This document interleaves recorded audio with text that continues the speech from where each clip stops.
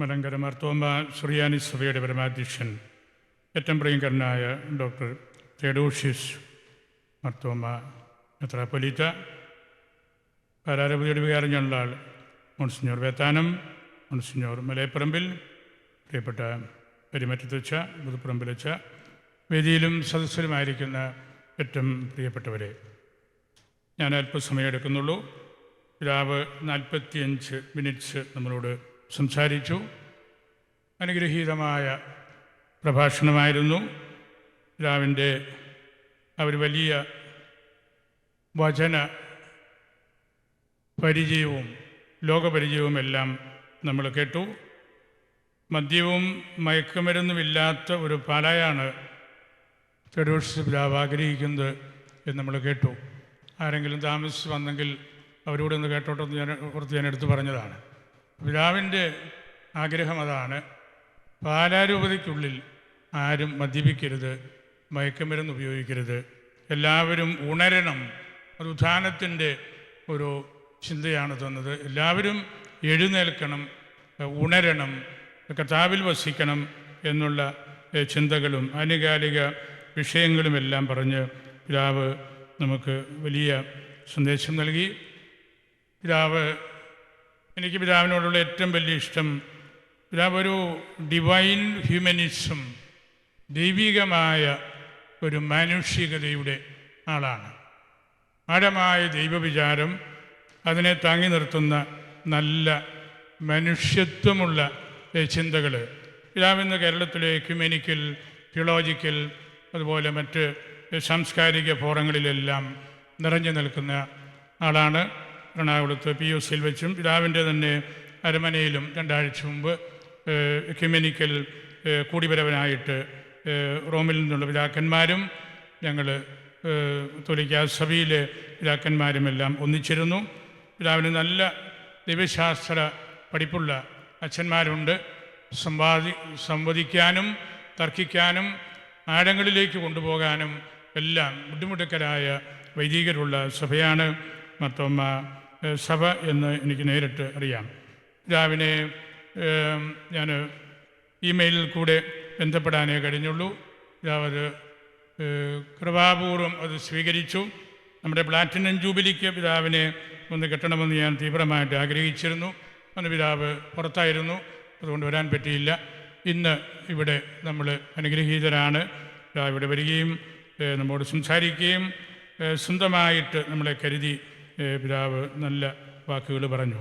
പരിശുദ്ധ കുർബാനയിൽ നമ്മൾ കേട്ട ഒരു തിരുവചനമാണ്, സഹോദരനോട് കോപിക്കുന്നവൻ ന്യായവിധിക്ക് വിധേയനാകും, സഹോദരനെ ഭോഷ എന്ന് വിളിക്കുന്നവൻ ന്യായാധിപ സംഘത്തിൻ്റെ മുമ്പിൽ നിൽക്കും, സഹോദരനെ വിട്ടി അല്ലെങ്കിൽ ഫൂളിഷ് എന്ന് വിളിക്കുന്നവൻ നരകാഗ്നിക്ക് വിധേയനാകും. നമ്മുടെ എത്ര പേര് ഇപ്പം നരകത്തിലാണെന്ന് എനിക്ക് വലിയ പേടിയുണ്ട്. സഹോദരനെ വെറുതെ ഫൂളിഷ്, മണ്ടൻ, പോക്കൻ എന്നൊക്കെ വിളിച്ചാൽ നരകത്തിലാണ് നമ്മൾ. ഈശോ പറഞ്ഞ കാര്യമാണ്. അപ്പം നമ്മൾ മറ്റുള്ളവരോട് നമ്മൾ ഉപയോഗിക്കേണ്ട വാക്കുകളുടെ ആ ഒരു പ്രസക്തിയെക്കുറിച്ചാണ് ഈശോ നമ്മെ പഠിപ്പിക്കുന്നത്. നമ്മളെല്ലാവരും പൊതുവേദിയിലും അജപാലന രംഗത്തുമൊക്കെ നിരന്തരമായിട്ട് സംസാരിക്കുകയും ഇടപെടുകയും ചെയ്യുന്നവരാണ്. അവിടെ ശുദ്ധമായ വാക്കുകളോടുകൂടി, കലർപ്പില്ലാത്ത വാക്കുകളോടുകൂടി പെരുമാറാനും സംസാരിക്കാനും നമുക്ക് സാധിക്കണമെന്നുള്ള ആ ഒരു വലിയ ചിന്ത നമുക്ക് ദൈവം നൽകുന്നു. അത് മനസ്സിൽ എല്ലാവരും എടുക്കണം. ആരും നമുക്ക് മനസ്സിൽ തോന്നുന്നതെല്ലാം മറ്റുള്ളവരോട് പറയാം എന്ന് വിചാരിക്കരുത്. പൗലോസ് തിമോത്തിക്ക് എഴുതിയ ലേഖനം 5:1 പറയുന്നു, നിന്നെക്കുറിച്ചും നിൻ്റെ പ്രബോധനങ്ങളെക്കുറിച്ചും ശ്രദ്ധിക്കുക, അവയിൽ ഉറച്ചു നിൽക്കുക. അങ്ങനെ ചെയ്യുന്നത് വഴി നീ നിന്നെ തന്നെയും നിൻ്റെ ശ്രോതാക്കളെയും രക്ഷിക്കും. പ്രബോധനങ്ങളിൽ ഉറച്ചു നിന്ന് ആഴപ്പെട്ടു നിന്ന് സംസാരിക്കുമ്പോൾ നിന്നെക്കാൾ പ്രായമുള്ളവരെ ശകാരിക്കരുത്. അവനെ പിതാവിനെ പോലെയും യുവാക്കന്മാരെ സഹോദരന്മാരെ പോലെയും, പ്രായം ചെന്ന സ്ത്രീകളെ മാതാക്കളെപ്പോലെയും യുവതികളെ നിർമ്മലതയോടെ സഹോദരിമാരെപ്പോലെയും പരിഗണിച്ച് ഉപദേശിക്കുക. എത്ര സമ്പന്നമായ വാക്കാണ് പൗലോസ് ജയിലിൽ കടന്നുകൊണ്ട് തിമോത്തിക്ക് എഴുതുന്നതാണ്. പൗലോസിൻ്റെ ആ ഒരു ചിത്രം വലിയൊരു ഐക്കണായിട്ട് ഞാൻ റോമിലൊരു ദേവാലയത്തിൽ കണ്ടിട്ടുണ്ട്. വൃദ്ധനായ പൗലോസ് തറയിൽ ജയിലിലെ സെല്ലിൽ ജയിൽ പുള്ളികളുടെ വസ്ത്രം അണിഞ്ഞിരിക്കുകയാണ്. കാലിലുള്ള ഷൂ ഒരെണ്ണം പറഞ്ഞ് അകലെ കിടക്കുകയാണ്. അടുത്ത കുറേ പുസ്തകക്കെട്ടുകൾ വെച്ചിട്ടുണ്ട്. ആ പശ്ചാത്തലത്തിലാണ്, അങ്ങനെ ഇരുന്നുകൊണ്ടാണ് അദ്ദേഹം തിമോത്തിക്ക് എഴുതുന്നത്. ലോകാവസാനം വരെ നമ്മൾ ശ്രദ്ധിക്കേണ്ട ചിന്തയാണ് ഈ ഉപദേശത്തിൽ ഉള്ളത് എന്ന് നമുക്കറിയാം. നമ്മളൊക്കെ പലപ്പോഴും വിമർശന വിധേയരാകുന്നത് നമ്മൾ മോശമായ വാക്കുകൾ പറയുന്നു എന്നതാണ്. അത് നമ്മുടെ പാലാക്കാരെക്കുറിച്ച് ചിലരൊക്കെ പറയാറുണ്ട്, പാലാക്കാർ കുറച്ച് പരുക്കന്മാരാണെന്ന്. പരുഷമായ വാക്കുകളൊക്കെ പറയും. എനിക്ക് നിങ്ങളെക്കുറിച്ച് അങ്ങനെ തോന്നിയിട്ടില്ല, നമ്മൾ എല്ലാം ഒന്നാണല്ലോ. എങ്കിലും നമ്മളുടെ വാക്കുകൾ കുറച്ച് കൂടിപ്പോകുന്നു എന്നൊക്കെ പറഞ്ഞ് എനിക്ക് എഴുത്തുകളൊക്കെ കിട്ടാറുണ്ട്. അതാരെക്കുറിച്ചാണെന്ന് ഞാൻ പ്രത്യേകം പറയുന്നില്ല. നമ്മൾ മോശമായ വാക്കുകൾ ഉപയോഗിക്കുമ്പോൾ അതുവഴി ഉണ്ടാകുന്ന പ്രയാസങ്ങൾ വളരെ വലുതാണ്. മരത്തലയൻ മന്ദബുദ്ധി എന്നൊക്കെയാണ് ഈ റാഖ എന്ന് പറയുന്ന, പുളിഷ് എന്ന് പറയുന്ന വാക്കിൻ്റെ അർത്ഥമേ. മഹാമണ്ടൻ, മണ്ണുണ്ണി, ഇതൊക്കെയാണ് പലരും പ്രസംഗത്തിലും ക്ലാസ്സിലും ഒക്കെ പറയുന്നത്. അങ്ങനെയുള്ളവർ നരകാഗ്നി, നരകം, എന്നും തീ, ചൂട്, ഇതൊക്കെയാണ് കർത്താവ് നമുക്ക് നൽകുന്നത് എന്ന് ശ്രദ്ധിക്കണം. പൗലോസ് നമ്മെ പഠിപ്പിക്കുന്ന ആ കാര്യവും നമ്മൾ മറന്ന് കളയരുത്. നമ്മൾ ഈ ദിവസങ്ങളിലെല്ലാം വളംലാലച്ചൻ്റെ ദൈവവചന വ്യാഖ്യാനം കേട്ടു. വചനത്തിൻ്റെ സമൃദ്ധിയാണ് ഇവിടെ പെയ്ത് ഇറങ്ങിയത് എന്ന് നമുക്ക് എല്ലാവർക്കും മനസ്സിലായി. ഈ മണിക്കൂറും അച്ഛൻ സംസാരിക്കേണ്ടതാണ്. അതുകൊണ്ട് ഞാൻ അല്പ നിമിഷങ്ങൾക്കുള്ളിൽ അവസാനിപ്പിച്ചുകൊള്ളാം. ഈ പന്തലിൽ പെയ്തിറങ്ങിയ തിരുവചനങ്ങൾ ഇന്ന് തെഡോഷ്യസ് മെത്രാപ്പൊലീത്തായുടെ അവർ വലിയ പ്രഭാഷണം കൂടെ നമ്മൾ കേൾക്കുമ്പോൾ നമുക്ക് ദൈവം ഒരു കൊല്ലത്തേനുള്ള തീവ്രമായ ചിന്തകളും ഭക്ഷണവുമാണ് നൽകിയത് എന്ന് നമ്മൾ മറന്നു കളയരുത്. വേദപുസ്തകത്തിൻ്റെ വെളിച്ചത്തിലൊരു പഴഞ്ചൊല്ലുണ്ട്, പ്രീച്ചിങ് ഓഫ് ദ ഗോസ്പൽ എന്ന് പറഞ്ഞാൽ ഒരു ധർമ്മക്കാരൻ വേറൊരു ധർമ്മക്കാരനോട് എവിടെയാണ് അപ്പം കിട്ടുന്നത് എന്ന് പറഞ്ഞു കൊടുക്കുന്നതാണെന്ന്. Preaching of the gospel is something like a beggar telling another beggar where you can get bread. എവിടെ നമുക്ക് അപ്പം കിട്ടും എന്ന് നമ്മൾ പറഞ്ഞു കൊടുക്കുന്ന ഒരു യാചകൻ്റെ റോളാണ് ഒരു പ്രീച്ചറിൻ്റെ റോള് എന്ന് വേദശാസ്ത്രികൾ, സഭയുടെ പിതാക്കന്മാർ പറഞ്ഞു വെച്ചിരിക്കുന്നത് നമ്മളുടെ ഹൃദയത്തിൽ നമ്മൾ സൂക്ഷിക്കണം. നല്ലവരായിട്ട് ജീവിക്കാൻ നമുക്ക് സാധിക്കണം. നല്ല സമറിയാക്കാരൻ്റെ ഒരു വലിയ ഉപമയിൽ അവിടെ പറഞ്ഞിരിക്കുന്ന ഒരു മറുവശം ദുഷ്ടരായ പുരോഹിതന്മാരുടെ ഉപമയാണ്. നല്ല സമറിയാക്കാരൻ്റെ മനോഹരമായ അതിൽ പറഞ്ഞു കൊണ്ടുവരുന്നത് ദുഷ്ടരായ, ആളുകളോട് സ്നേഹമില്ലാത്ത, ആളുകളുടെ ഗന്ധം അറിയാത്ത യഹൂദ പുരോഹിതന്മാരെ കുറിച്ചാണ്. ധൂർത്തപുത്രൻ്റെ ഉപമയിലും തിരിച്ചു വരുന്ന മകൻ്റെ ഉപമയാണത്.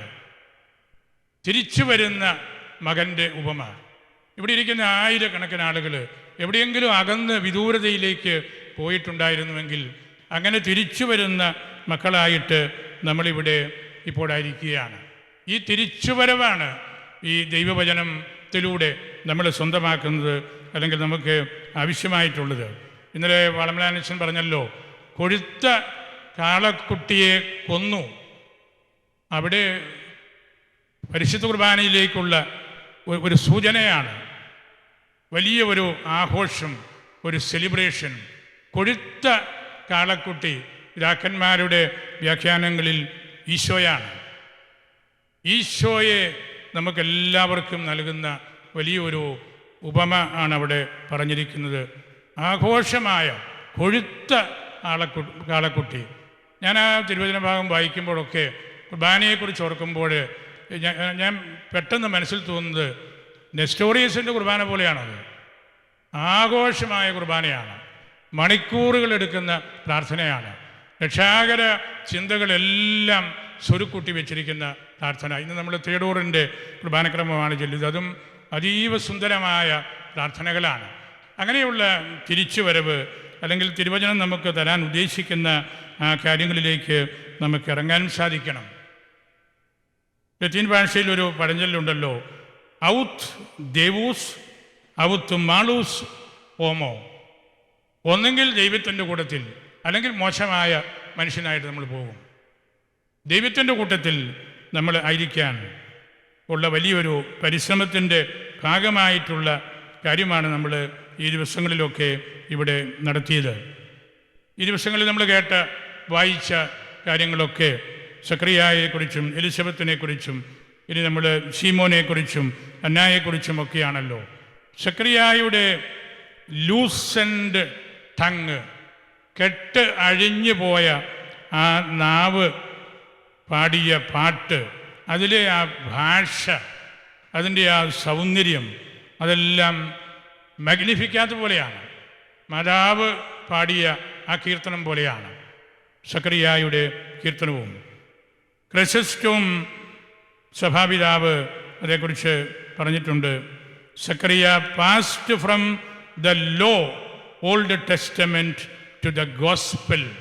പഴയ നിയമത്തിൻ്റെ ആ പരിമിതികളിൽ നിന്ന് പുതിയ നിയമത്തിലേക്ക് ചാടാനായിട്ട് അദ്ദേഹത്തിന് സാധിച്ചപ്പോൾ അദ്ദേഹത്തിൻ്റെ കെട്ടഴിഞ്ഞു. അദ്ദേഹം ദീർഘമായിട്ട് സംസാരിച്ചു. ഇസ്രായേലിനെ അതിൻ്റെ ആചാരവിധിയിൽ കെട്ടിയിട്ടിരുന്ന നിയമത്തിൻ്റെ ബന്ധനങ്ങൾ തീർക്കുവാനും മിശിഹായുഗത്തിൻ്റെ ആ ദൈവഹിതം പ്രകീർത്തിക്കുവാനുമായിട്ടായിരുന്നു അദ്ദേഹത്തിന് ദൈവം കൊടുത്ത മൗനം. നിശബ്ദനായിട്ട് അദ്ദേഹം ഇരുന്നു, ഒറ്റപ്പെട്ടില്ല, തഴയപ്പെട്ടില്ല. അദ്ദേഹം സംസാരശേഷി നഷ്ടപ്പെട്ടവനെ പോലെയായി. പക്ഷേ അത് ദൈവത്തെ പ്രകീർത്തിക്കാനുള്ള വലിയൊരു അടയാളമായിരുന്നു. ഒറിജിൻ അതേക്കുറിച്ച് പറഞ്ഞു. അമ്മയുടെ ഉദരത്തിൽ വെച്ച് തന്നെ യോഹന്നാൻ ഈശോയെ ശ്രവിച്ചെങ്കിൽ, നമുക്ക് ആ സംഭവം അറിയാമല്ലോ.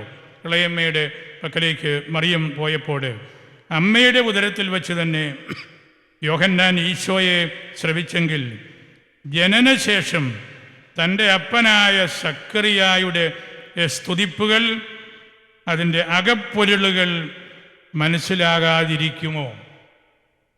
അതാണ് സക്കറിയായുടെ സ്തുതിപ്പിൽ എല്ലാ കാര്യങ്ങളുമുണ്ട്, വരാനിരിക്കുന്ന കാര്യങ്ങളുണ്ട്, അതിൻ്റെ പ്രത്യേകതകളുണ്ട്. ആ മകൻ്റെ പ്രാധാന്യമാണല്ലോ അവിടെ എടുത്തു കാണിച്ചത്. യോഹന്നാൻ വനാന്തരത്തിലും മരുഭൂമിയിലും ഏകാന്തതയിലും ജീവിച്ചവനാണ് യോഹന്നാൻ. കർത്താവിന് വഴിയൊരുക്കാൻ രംഗത്ത് വരേണ്ടവനായിരുന്നു. വേഗത്തിൽ തടവറയിൽ ആക്കപ്പെട്ടു. ഒരു നൃത്തക്കാരിക്ക് വേണ്ടി ശിരച്ഛേദനം ചെയ്യപ്പെട്ടു. ഏതാനും ശിഷ്യന്മാർ രഹസ്യമായി ശരീരമെടുത്ത് സംസ്കരിച്ചു. അസ്വസ്ഥരായ ജനത്തോട് ദൈവവചനം പ്രഘോഷിക്കാൻ വളരെ പ്രയാസമാണ്. അവർ നമ്മളെ കൊന്നുകളയും. യോഹന്നാൻ തന്നെയാണ് അതിൻ്റെ ഏറ്റവും നല്ല മാതൃക.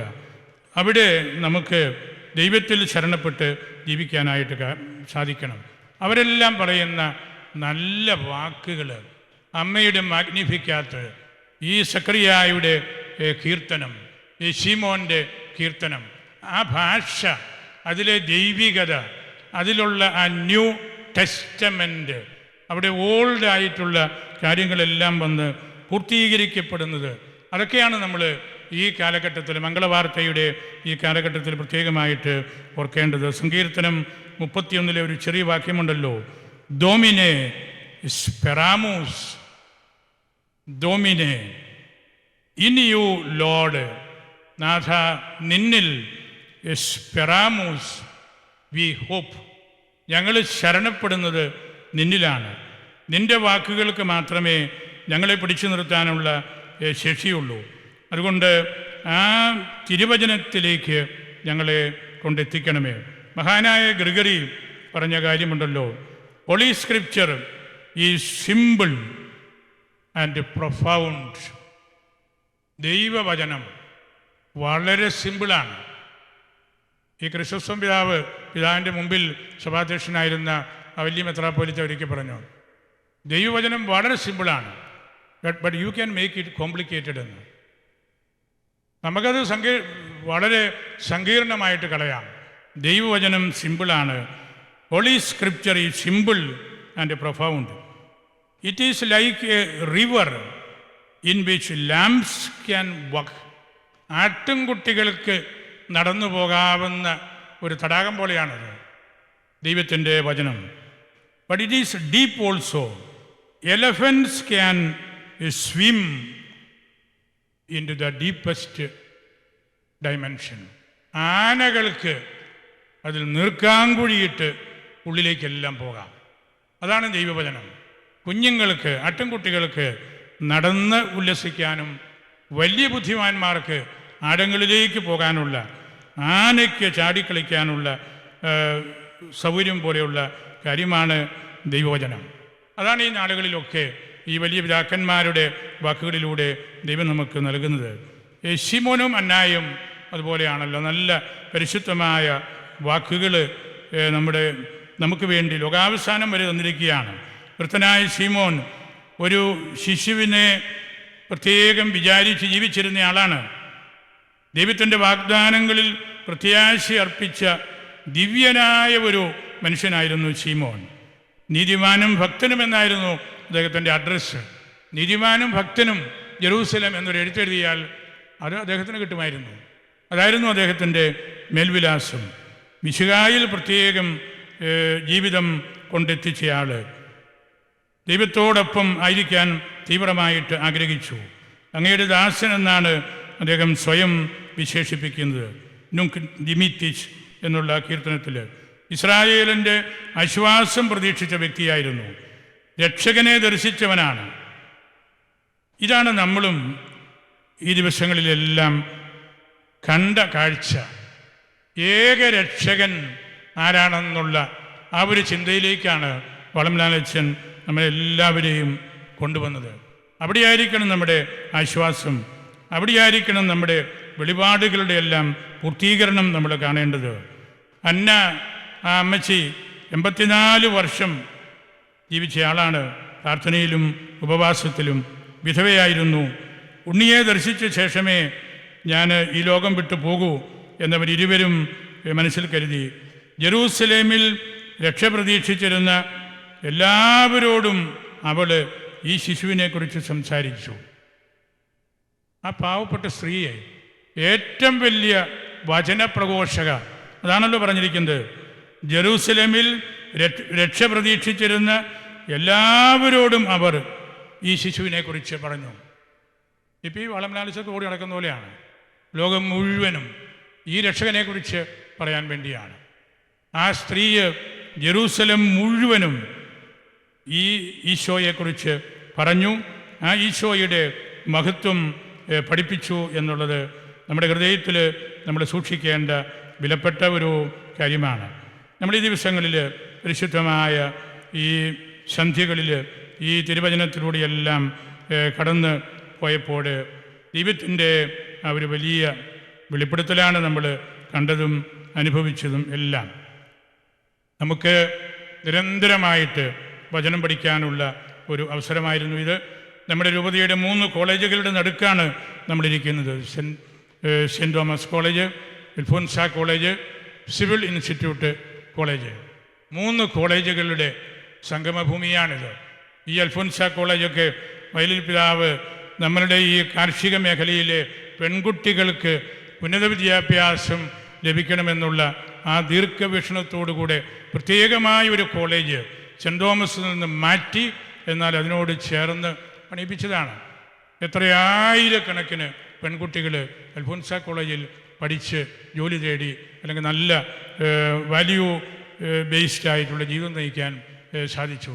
ഇപ്പോഴുമുണ്ട് ആ കോളേജ് നിറയെ കുട്ടികളാണ്. ഇത് നമ്മളുടെ സെൻറ്റ് തോമസ് ഓട്ടോണമസ് പദവിയിലേക്ക് എത്തിയല്ലോ. അതുപോലെ തന്നെ സിവിൽ ഇൻസ്റ്റിറ്റ്യൂട്ട് വേദാന്തച്ഛനാണ് അതിൻ്റെ പ്രധാനപ്പെട്ട ആൾ.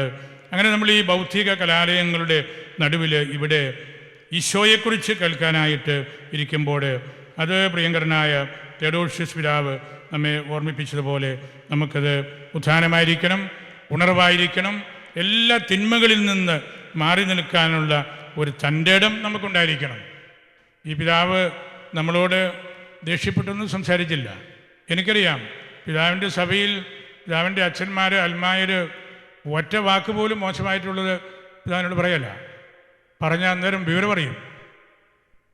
അതാണ് പിതാവിന് അതിനുള്ള കരുത്തുണ്ട്, അതിനുള്ള ആഴമുണ്ട്, അതിനുള്ള ദർശനമുണ്ട്, അതിനുള്ള ലീഡർഷിപ്പുണ്ട്.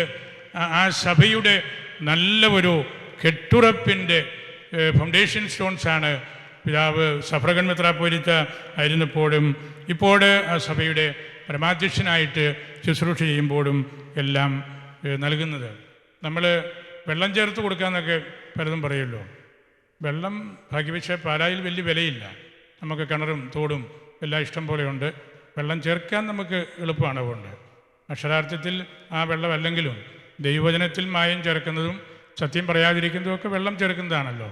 ഈ ക്രിസോസ്റ്റം പിതാവിൻ്റെ കാര്യം തെയോഡോഷ്യസ് പിതാവ് ഇവിടെ പറഞ്ഞല്ലോ. പിതാവിൻ്റെ ഒരു കഥ കൂടെ പറഞ്ഞ് ഞാൻ അവസാനിപ്പിക്കുകയാണ്. പിതാവ് വാർദ്ധക്യത്തിലെത്തി, 100 വയസ്സെല്ലാം കഴിഞ്ഞ്, എങ്കിലും വലിയ തമാശകാരൻ, വലിയ ലീഡർ. പിതാവിന് ആട്ടുംപാല് മാത്രമേ കുടിക്കത്തുള്ളായിരുന്നു. പിതാവ് തന്നെ പറഞ്ഞ കാര്യമാണ്. അത് കഴിച്ചാൽ നല്ല നെർവസിനൊക്കെ ഉപകാരമാണ്. ഇപ്പോൾ ഒരു കൊച്ചു കൊണ്ടുവന്ന് ഇങ്ങനെ പാല് കൊടുക്കുമായിരുന്നു. പാലിൽ നല്ലപോലെ വെള്ളം ചേർത്താണ് കൊടുത്തുകൊണ്ടിരുന്നത്. അങ്ങനെ ആട്ടുംപാല് കഴിച്ചിട്ടും പിതാവിനൊരു സുഖം തോന്നുന്നില്ല, ഒരു അസ്വസ്ഥത എന്തോ. ഈ വെള്ളം ചേർക്കൽ നമ്മുടെ വീട്ടിലെ അമ്മച്ചിമാർക്കൊക്കെ അറിയാം, പാലിൽ എങ്ങനെ വെള്ളം ചേർക്കുന്നത്. അപ്പോൾ ഇതെല്ലാം കഴിച്ച് വിഷമിച്ചിരുന്നപ്പം പിറ്റേ ദിവസം രാവിലെ ആ പയ്യൻ ഒരു കുപ്പി നിറയെ ആട്ടുംപാലുമായിട്ട് വന്നു. അത് മേടിച്ചിട്ട് ഈ ക്രിസോസ്റ്റം പിതാവ് 2 കുപ്പി അങ്ങോട്ട് തിരിച്ചു കൊടുത്തു. അപ്പം പയ്യൻ പറഞ്ഞു, നാളെ മുതൽ ഇരട്ടിപ്പാല് വേണമല്ലേ? പയ്യന് വലിയ സന്തോഷമായി. ആടിനെ ധാരാളമായി വളർത്തുന്ന വീടാണ്, ഇരട്ടിപ്പാല് വേണമല്ലേ എന്ന് ചോദിച്ചു. പിതാവ് പറഞ്ഞ്, ഇരട്ടി വേണ്ട, ഈ 2 കുപ്പിയിൽ ഒന്നിൽ വെള്ളം ചേർക്കാത്ത പാലും മറ്റതിൽ അതിലൊഴിച്ചുകൊണ്ടിരുന്ന ആ വെള്ളവും ഇങ്ങോട്ട് തരികയാണെങ്കിൽ ഞാനത് ആവശ്യാനുസരണം ചേർത്തോളാം എന്ന്. അതാണ് വെള്ളം ചേർക്കൽ. പാലിൽ വെള്ളം ചേർക്കാൻ വളരെ എളുപ്പമാണ്. ആരും അറിയില്ല, കഴിക്കുന്ന ആൾക്കറിയാം. ആട്ടുംപാലിൽ കൂടുതൽ വെള്ളം ചേർത്ത് കഴിക്കുമ്പോൾ അറിയാൻ പറ്റും. അതാണ് നമ്മൾ ദൈവവചനത്തിൽ മായം ചേർക്കുമ്പോഴും അങ്ങനെയാണ്. പറയേണ്ട കാര്യം പറയാതിരിക്കുക, തെറ്റായിട്ട് വ്യാഖ്യാനിക്കുക, അങ്ങനെയുള്ള കാര്യങ്ങളെല്ലാം നമ്മുടെ ലോകത്ത് കൂടി വരുന്ന ഒരു കാലഘട്ടമാണിത്. അതിനെയെല്ലാം ചെറുത്ത് നിൽക്കണം. തിന്മകളിൽ വീഴാതെ നമുക്ക് പിടിച്ചു നിൽക്കാനായിട്ട് സാധിക്കണം. ഈശോയുടെ ഐക്കൺസായിട്ട് ആൾത്തർ ക്രിസ്തുസ്, ഈശോയെപ്പോലെ മറ്റൊരു ക്രിസ്തു, ഈശോയെപ്പോലെ ആയിരിക്കണം നമ്മൾ. ആൾത്തര എക്ലീസിയ, പരിശുദ്ധ സഭയായിരിക്കണം, മറ്റൊരു സഭയായിരിക്കണം നമ്മൾ, സഭയെപ്പോലെ ആയിരിക്കണം. അങ്ങനെ ആൾത്തർ ക്രിസ്തുസും ആൾത്തര എക്ലീസിയായുമായിട്ട് ജീവിക്കാനുള്ള വലിയൊരു വിളിയാണ് നമുക്കുള്ളത്. നമുക്ക് ആ അടങ്ങളിലേക്കാണ് നമ്മുടെ പ്രിയങ്കരനായ തെയോഡോഷ്യസ് മെത്രാപ്പൊലീത്ത നമ്മളെ കൊണ്ടെത്തിച്ചതും. നമുക്ക് വലിയ സന്തോഷമാണ്. ഈ കൺവെൻഷൻ ഉദ്ഘാടനം ചെയ്തത് നമ്മുടെ കർദിനാൾ ആലഞ്ചേരി പിതാവാണ്.